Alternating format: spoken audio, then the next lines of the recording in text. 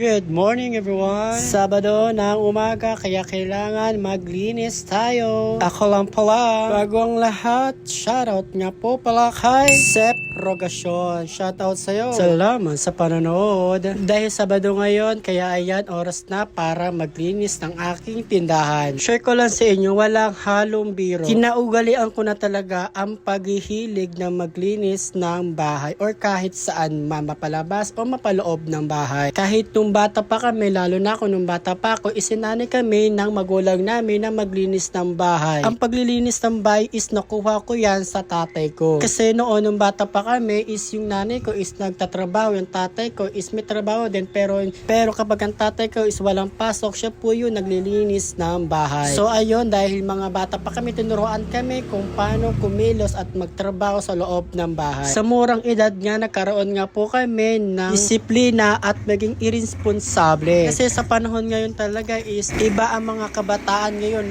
lalo na ang mga bata ngayon, ibang-iba ang mga bata ngayon nung sa panahon pa namin. Alam kong alam nyo yan guys at nakikita nyo rin kung ano ang panahon ngayon sa mga bata ngayon. Kasi kami mga panahon na namin, mga batang 90s, ayun, shoutout dyan sa mga batang 90s dyan.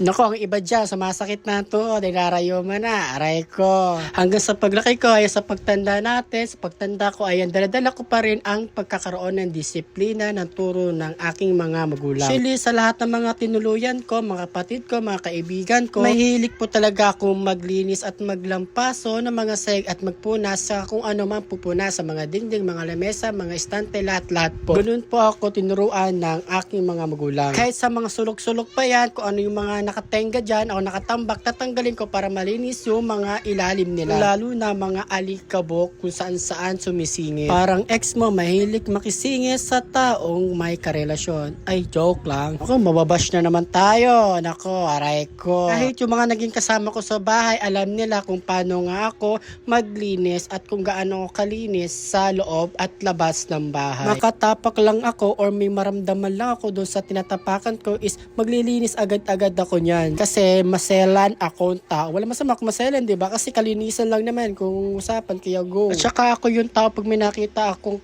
makalat, ayan, nakakainis talaga at nakaka-stress na kahit sino naman na ayaw talagang makalat. Kaya karamihan, di ba, sinesermonan tayo ng ating mga magulang. Ayan, ganon. Kasi nga, pagdating ng panahon, alam natin yung gagawin at sanay na tayo sa mga gawaing bahay. Lalo na kapag nagkaroon tayo ng sariling buhay at pamilya. Ayan yung pinupunasan ko is, ayan, number 1 ko talaga yan, nililinis mayat maya. Ayan, ginagamit ko is pisonet po yan. Ginawa ko na lang siya ng kabinet, ayan, lagay na makaldero at yung sa ibabaw is lagayan ko ng mga pinaglalagyan ko na pinaglulutuan. Para nga mas maganda, lalagyan ko yan ng wallpaper. Ayan po kasi kailangan malinis kasi nga babahayan po yan ng mga insekto, lalo na yung mga ipis kasi ang mga ipis talaga mahilig yan sumingis kung saan saan at mahilig yan magpupunta sa mga marumi, kaya dapat kailangang malinis ang ating lugar. Meron nga yan yung nakapatong na yan, yung grams na kilohan, yung hinihila po yan. Diyan nga rin ako nagagaya. Tuwan-tuwa nga po ko dyan sa cabinet na yan. Buti na lang, hiningi ko yan yung isa. Kasi 4 yan namimigay. Buti na lang, may isa pa. Kaya hiningi ko na nga yung isa.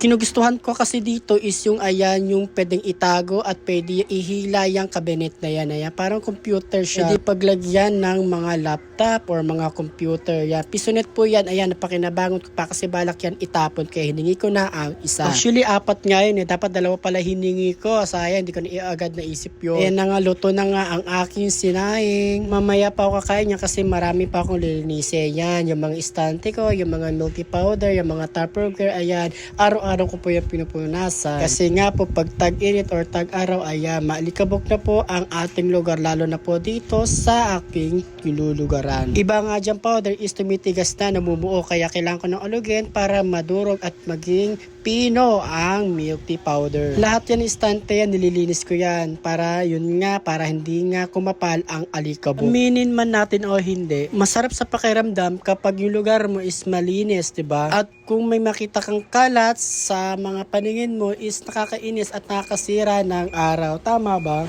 Actually, totoo naman yung pag ganun. Nakakasira talaga ng araw kapag makikita mo is makalat marumi ang inyong mga bahay o kahit saan man yan. Kaya Kaya ngayon, alam na natin kung bakit laging mainit ang ulo ng ating mga magulang. Tayo noon is pasarap-sarap lang, ngayon tumatanda na tayo, nagiging katulad din tayo ng mga magulang kapag may nakikita tayong marami is nakakainit at nakakasira ng araw. Actually, alaman natin at nakikita naman natin, sabihin nyo man o hindi, aminin nyo man o hindi, sarili na lang ang iniintindi. Wala nang pakialam sa panlabas ng bahay at sa pangloob ng bahay. Basta ang katawan nila, panunuot nila is malinis. Ganun ang kabataan ngayon. Kaya tayo magkaroon po tayo ng sariling disiplina. Ayun, nakaramdam nga ako ng gutom, kaya ayan, bibili na lang ako ng ulam sa labas. Actually, yung bigas ko na andito is nakaraang taon pa. Matatapos na ang January, ngayon ko lang siya nagamit kasi nga lagi nga ako nabili dito sa labas. Actually, magastos talaga kapag panay at araw-araw kang nabili. Kaya kung makakapagtipid ka, kung magluluto ka ng sarili mo or magsasaing ka para sa ganun,